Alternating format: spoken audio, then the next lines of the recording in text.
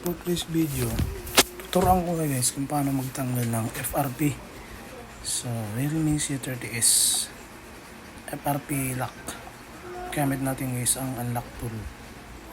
Ang gagawin nyo lang guys, punta kayo sa unlock tool, then open nyo yung Oppo tab, hanapin nyo yung Realme C30s, yung diag yan sa una, tapos pindutin nyo yung FRP, then pindutin nyo, tapos kunin nyo yung cellphone,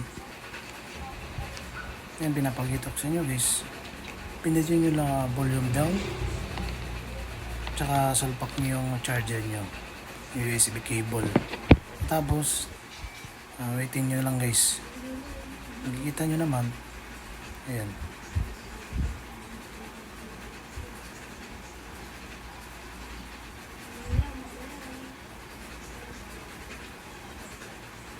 ayan, okay na guys. Revolve na natin yung FRP. Ganun lang guys. Sundan nyo lang yung video. Madali lang yun guys. Salamat sa inyong panonood. Paki-subscribe guys sa aking channel para updated kayo guys sa aking i-upload yung mga ating about sa cellphone. Pag-repair natin lahat. Paki-subscribe guys. Thank you so much. Makikita nyo, nag-loading na natin. Realme.